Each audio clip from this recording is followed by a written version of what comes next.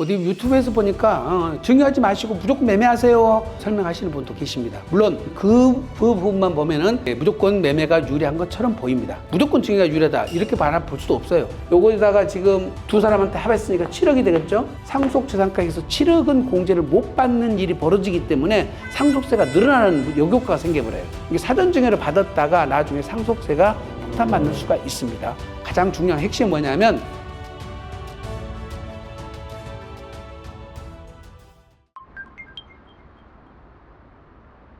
상속이 유리한 경우를 한번 볼까요? 제가 생각할 때는 특히 가족 간 분쟁이 전혀 없는 집안들 있잖아요. 자녀가 한 명밖에 없고 또는 두 명 있는데 너무 사이가 좋고 어떻게 보면 사회적으로 다 어느 정도 안정돼 있기 때문에 이게 부모님 재산에 가지고 분쟁이 일어날 가능성이 없는 그런 상황 같으면은 아무래도 사전증여보다는 상속이 훨씬 유리합니다. 그리고 이제 뭐 그거는 이제 아까 말씀드린 대로 담 세력이 안 되는 정도 상속재산이면 고민을 해봐야 되겠지만은 20억 미만, 30억 재산 미만이다 그러면 자녀가 그런 분쟁이 안 일어날 것 같으면 상속을 가시는 게 유리하고요.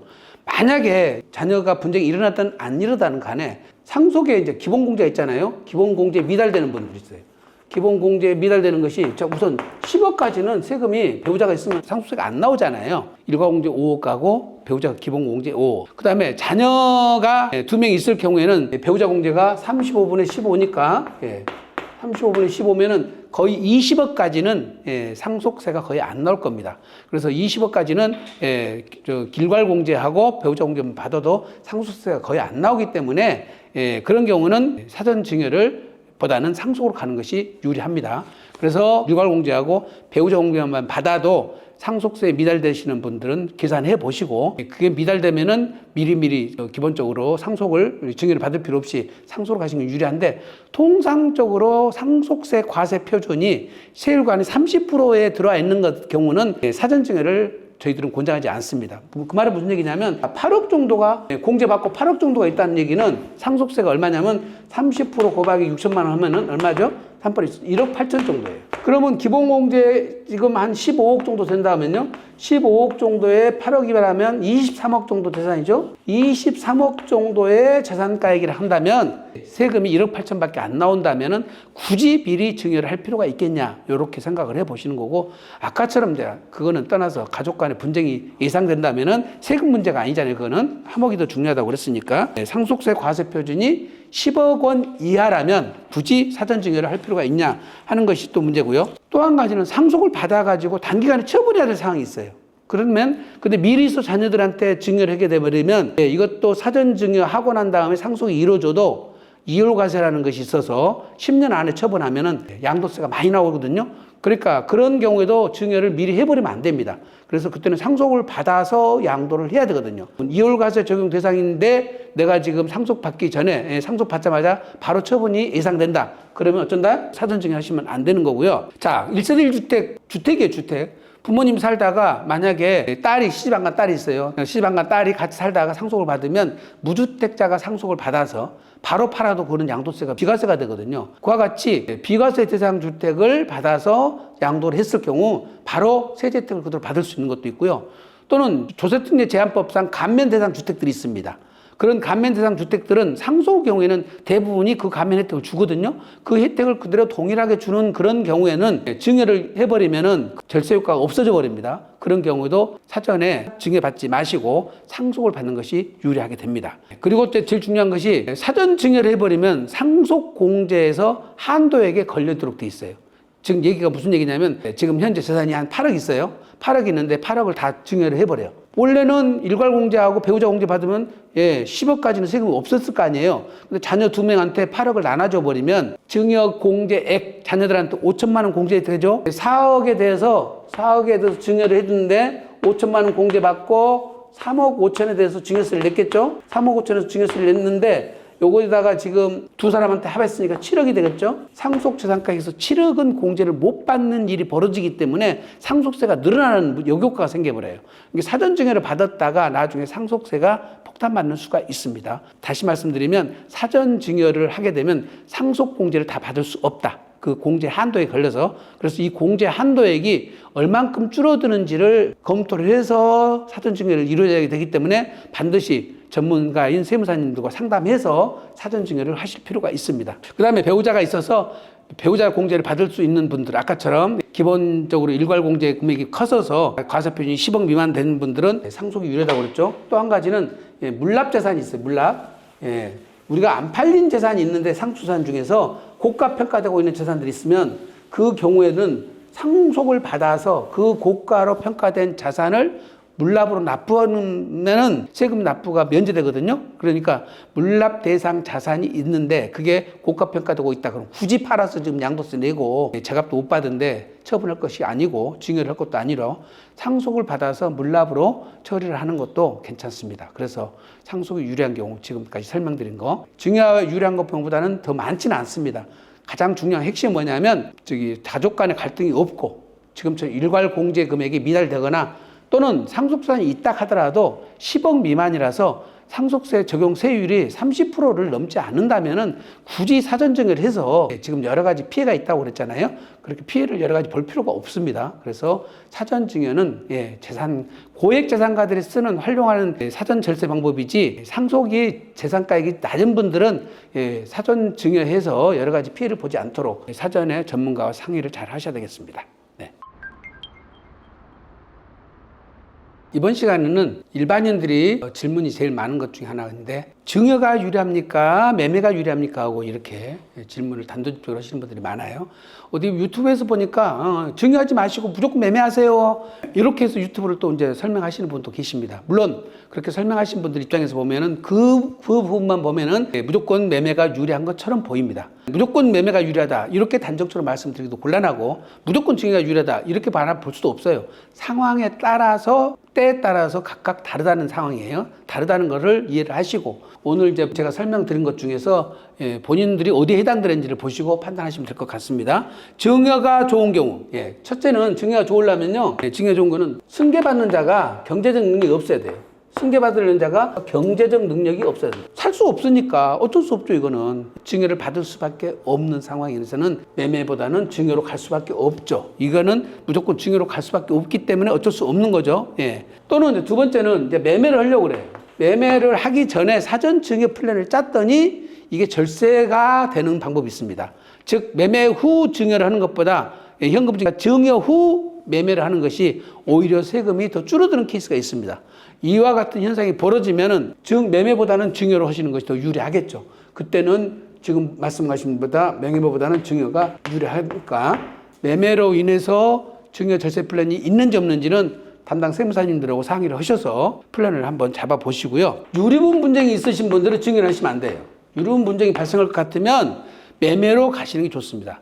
자, 유류분은 이제 잘못 알고 계신 분들 중에 우리가 이제 증여 경우는 상속인한테 증여를 하면은 어쩐다고 그랬어요? 10년 이내 거는 상속재산에 합산된다고 그랬잖아요. 증여를 상속인한테 하면 10년 이내 돌아가시면 상속재산에 합산되니까 만약에 10년이 지나버리면 상속재산에 합산 안 돼서 유류분도 마찬가지로 10년 지나버리면 증여재산 중에서 유류분에 합산되지 않지 않습니까? 하고 질문하신 분이 많아요. 이 유류분은 증여 시기하고 상관없어요. 10년이 지났든 20년이 지났든 피상속인이 남긴 재산, 사전증여가 있다면 이건 다 유류분에 포함돼 버립니다. 그래서 10년이 지난 것도 당연히 포함되기 때문에 지금 미리 줬다고 그래서 유류분에서 제외되거나 또 신탁으로 묶어놨다고 그래서 유류분이 제한되거나 그런 건 아닌 것 같습니다. 이거는 변호사님들한테 다시 정확히 알아보시겠지만 제가 알고 있는 상식으로는 사전증여가 10년이 경과한다 하더라도 유류분하고 제외되는 것은 아니다. 이렇게 좀 기본적으로 이해를 하시고요. 유류분 분쟁이 있는 것들은 증여보다는 매매로 가기가 유리하다는 것을 아시고 유류분 분쟁이 없을 것을 대비해서 증여를 하시는 겁니다. 특히 증여자의 나이가 고령인데 기대수명이 한 5년 이상 되는 분들, 5년 이상 되신 분들은 이거는 매매를 하게 되면 어떻게 되죠? 매매 대금이 증여자한테 남아있잖아요. 그렇기 때문에 증여를 해버리고 사위나 며느리나 손자한테 증여를 해버리고 5년 지나버리면 합산이 안 되잖아요. 그런데 매매에서 대금을 받고 있으면 그 돈을 다 사용을 하셔야 되는데 안 쓰면 매매 대금이 상속재산에 그대로 남아 있습니다. 그래서 이 경우는 오히려 증여가 더 유리하다고 볼 수가 있습니다. 자, 또 한 가지는 특수관계자 간의 매매는 우리 세법에서는 증여로 추정하게 됐어요. 증여로 추정하게 돼 있는데 이 증여로 추정하는 것을 납세자가 매매로 입증을 하려면은 몇 가지 조건이 필요해요. 첫째, 매수자가 경제적 능력을 갖춰야 되고요. 그 다음에 매수자가 그 돈의 원본이 자력에 의해서 조달됐어야 됩니다. 즉, 내가 내 자력으로 돈을 벌었거나 내가 보유하고 있는 부동산을 처분한 대금으로 확실하게 내 돈이라는 사실을 객관적으로 입증을 해서 그 돈이 매도자한테 직접 건너가야 되는데요. 그거는 이제 현금으로 건너가면 입증이 안 되겠죠. 금융자료로 건너가고 그거를 받은 매도자가 본인이 실제로 그 돈을 사용했다는 것이 객관적으로 입증이 돼야 됩니다. 이런 여러 가지 것이 다 확인이 돼야만이 여러 가지 이제 인정이 돼서 증여 추정으로 안 봐주도록 되어 있는데 그러다 보면은 당연히 특수관계자 간의 부동산 거래는 세무조사가 일단 나올 수밖에 없어요. 근데 세무조사를 하다 보면은 또 다른 이상한 것까지 문제가 될 수도 있겠죠. 그래서 매매로 처리를 했을 때는 지금 보신 것처럼 세무조사가 까다롭게 진행이 되다 보면은 내가 생각지 못한 다른 것들이 불똥이 띄어서 문제가 생길 것 그런 일들이 있으면은 지금 보신 것처럼 매매 처리보다는 증여로 처리하시는 것이 훨씬 유리합니다. 예. 그리고 어떤 분들을 보면은 자녀들이 능력이 안 되시는데 매매로 처리하려고 사전에 증여 일부 하고 또 대출 받고 또 부족한 자금은 억지로 또 부모한테 빌리고 형제한테 빌려가지고 매매 처리를 하시려고 하는데 그렇게 까다롭게 하지 마시고 그렇게 복잡하게 하지 마시고 그냥 그런 경우는 깔끔하게 자금 부족한 경우는 증여로 그냥 처리하시는 것이 훨씬 유리합니다. 네. 아까 또 설명한 것처럼 상속 재산을 감소시킬 목적이라면 매매보다는 증여를 하는 것이 유리합니다. 이거를 아까 말씀드린 매매가 되면은 현금이 상속 재산에 지금 갖고 있는 재산이 부동산에서 현금으로 대체될 뿐이고 상속 재산의 감소는 일어나지 않습니다. 그래서 상속 재산의 감소 목적으로 할 때는 매매보다는 증여가 유리하다는 거고요. 또 한 가지는 토지거래 허가 지역에서 토지거래 허가 지역에서 허가 지역 내에서 주택을 거래할 때는 가서 실입주자라서 입주를 해야 되거든요. 근데 내가 거기에 입주할 사정이 못 돼. 그때는 매매로 거래하시지 말고 증여로 거래를 하시면은 실제 거주를 하지 않더라도 그거는 토지거래 허가 대상이 아니라서 괜찮습니다. 그런데 토지거래 허가 구역에서 부담부 증여를 하는 경우에도 일부 증여, 일부 매매가 되겠죠. 그때도 토지거래 허가는 받아야 됩니다.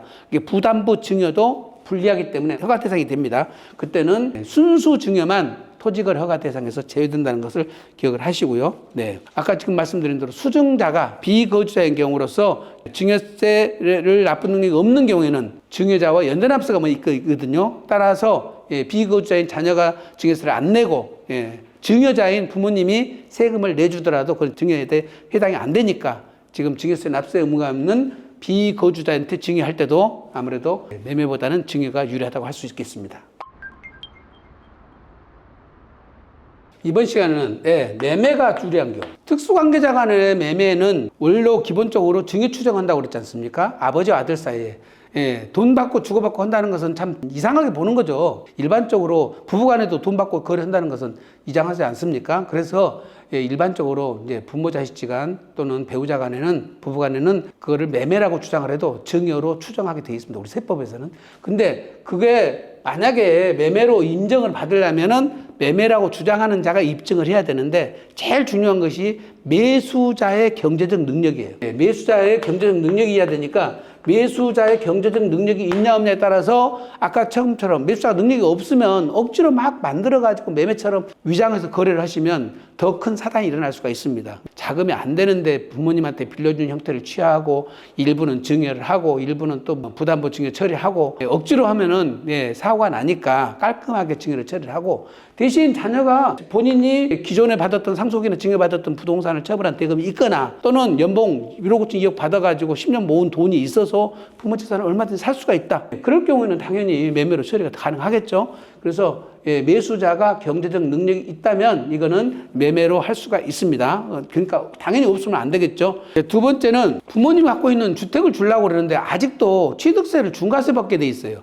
중과세 대상은 조정지역 대상의 주택의 경우 3억 이상인 경우에는 자녀들한테 증여를 하게 되면은 중과세 대상이라서 조정 대상 지역에 있는 또는 2주택 이상인 주택을 자녀들한테 증여를 할 때는 여전히 취득세 중과세가 12%인데 이것저것 다 하면 13.4%까지 돼요. 13.4%인데 매수자인 자녀는 무주택자일 경우 1세대 1주택이기 때문에 세금이 적게는 1.1%에서 3.5%밖에 안 돼요. 그래서 세금 차이가 얼마나 납니까? 이렇게 되면 한 10% 차이 나잖아요. 지금 10억짜리 같으면 얼마 차이 나버립니까? 결과적으로 10억짜리 같으면은 약 1억 가까이 세금 차이 나기 때문에 취득세 중과세 문제도 무시할 수가 없습니다. 그래서 증여로 했을 때는 취득세가 중과세 되는데 자녀 입장에서는 무주택자니까 그래서 그거를 부모 거를 취득하더라도 1세대 1주택자로서 중과세를 먹지 않는다면은 취득세를 절세할 수 있는 것도 하나의 방법이고요. 소유자가 기대수명이 아까 말씀드린 대로 어느 정도는 있어야 됩니다. 10년 이상 돼야 돼요. 즉 이거를 처분한 대금이 부모님 입장에서 소진이 돼야 됩니다. 그러니까 처분해서 대금을 받았는데 5년 안에 돌아가셔가 결과적으로는 그거예요. 상속재산이 다 가산돼 버리면 오히려 거래 금액만 높여가지고 오히려 상속세만 높이는 결과를 초래할 수도 있습니다.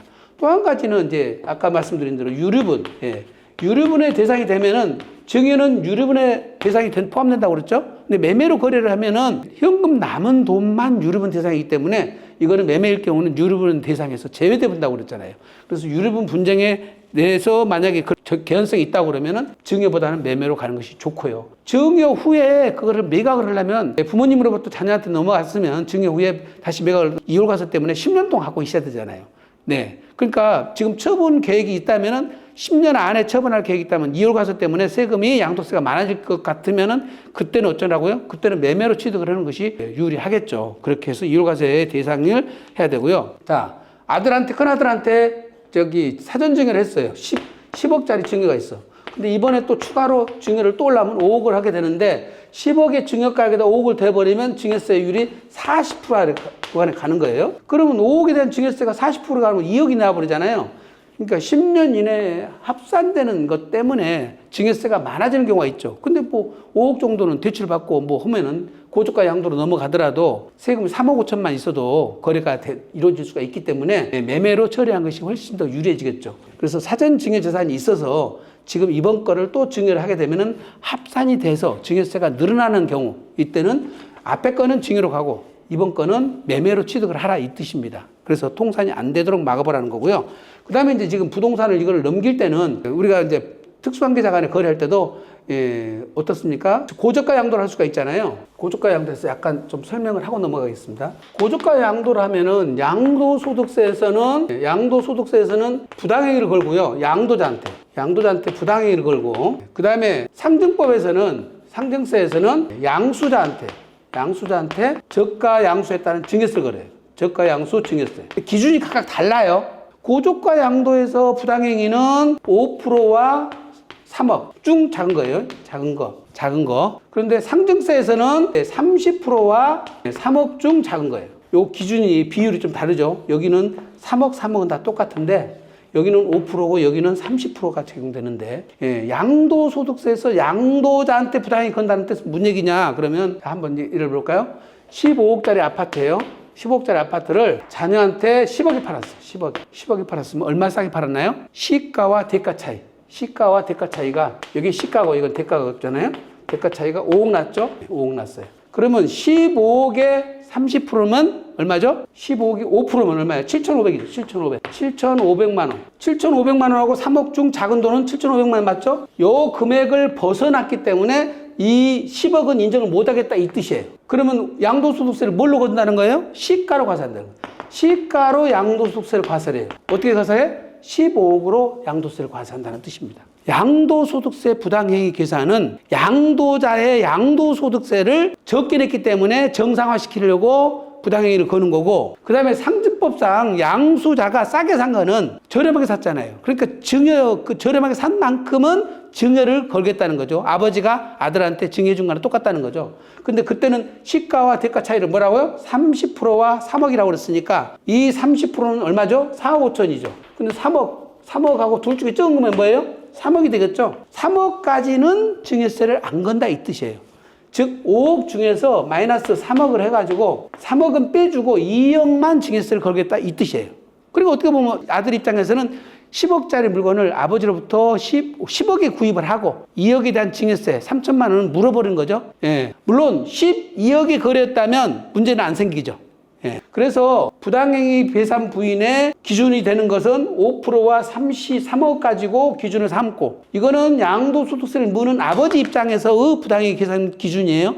그리고 이것을 벗어나면 어쩐다고요? 시가로 바로 가버린다고요. 7,500만 원 빼주는 게 아니에요. 시가로 거래한 부인이 5%를 벗어나 버렸으니까 시가로 바로 가서 양도세를 거는 거고, 상증세에서 저가로 양수한 자녀 입장에서는 그 싸게 산 금액만큼은 증여세를 거는데 30%와 3억 중 적은 금액만큼까지는 봐주고 그걸 벗어난 금액만 증여세를 건다고 그랬으니까, 싸게 사기를 5억 주고 샀는데 3억까지는 증여세를 안 건다고 그래서 초과되는 2억까지만 증여세를 거는 거예요. 요게 이제 저가 양수에 따른 증여세를 과세하거든요. 그래서 부모하고 자식하고 거래할 때는 이 기본이 있기 때문에 만약에 10억짜리를 거래한다면 어떻게 되겠어요? 7억까지만 거래 부동산을 가격을 주더라도 저가 양도 하더라도 증여세는 안 걸잖아요.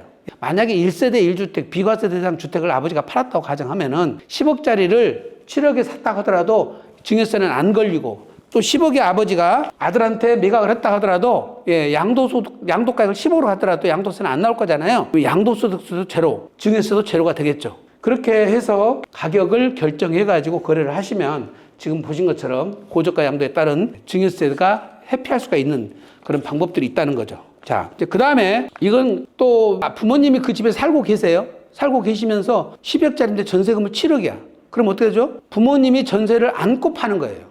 예, 전세를 부모님이 살면서 7억에 살면서 12억짜리를 5억에 매매를 하는 거죠. 5억에 매매를 한다면 어떻게 되겠습니까? 현금으로 12억짜리지만 7억 전세금을 뺀 나머지 5억만 현금으로 건달하면 매매를 할 수 있죠. 그래서 채무를 일으켜서 매매가 이루어지기 때문에 이런 경우는 거래하기가 쉽죠. 거래하는 금액 전체가 다 필요하지 않기 때문에. 또 그걸 본인이 거주를 안 한다면 제3자한테 임대를 놔서 그 보증금을 가지고 부모님한테 매매대금을 지급해도 되겠죠. 매매가 필요한 거는 또 일부는 부모님이 일정하게 자녀들한테 팔아서 노후자금으로 써야 될 상황도 있습니다. 그러니까 다 줘보고 나면은 부모님들이 이제 노후자금이 없어지잖아요. 그래서 노후자금으로 받아가지고 일부러 쓰실 계획이 있을 때는 증여보다는 아무래도 매매가 낫겠죠. 예. 지금 말씀하신 것처럼 1세 1주택이 돼가지고 비과세가 된다든지 장기보유 특별공개가 된다든지 감면 대상이 되는 그런 것들은 아무래도 증여보다는 매매가 유리합니다. 또 이런 경우도 있습니다. 예, 어떻게 보면은 아파트 한 채 갖고 사시는 거예요. 부모님 입장에서. 자녀가 3명이 있는데 아파트 한 채를 장남한테만 이렇게 줘볼 수도 없잖아요. 그러니까 장남한테는 일단은 아파트를 좀 싸게 팔아서 30억짜리를 25억 정도 팔았어요. 예. 25억에 팔고 차남한테 5억, 장녀한테 5억, 이렇게 해서 5억 혜택을 주는 거죠. 대신 장남한테는 25억 받아가지고, 예, 5억 주고 난 다음에 세금 내시고 본인들이 약 10억 정도는 쓰실 돈을 노후자금을 갖고 있는 거죠. 그래서 매각 대금 중 일부를 다른 자녀들한테 증여를 해서 가족 간에 어떻게 보면 혜택을 균형 있게 똑같이 만들어 놓고 남은 자금은 당신들의 노후 자금으로 사용하실 때 이런 방법을 쓰는 겁니다. 일부는 매매를 하고, 예, 그 매매 대금 중에 능력 있는 자녀한테 매매 대금을 받아서 현금으로 증여를 해서, 예, 가족 간에 그런 형평성을 어느 정도 맞추는 것도 한 가지 방법이겠죠. 그래서 아들한테 이걸 다 장남한테 밀어줘 버리고 그 대신 대안을 차남이나 장녀한테 이렇게 주라고 할 수도 있겠지만은 실질적으로는 매각을 해서 그 매각 대금을 나눠주고 노후자금으로 쓰시는 것이 더 현실성이 있습니다. 실질적으로. 네, 이런 방법대도 증여보다는 매매가 유리하다고 하겠습니다. 네.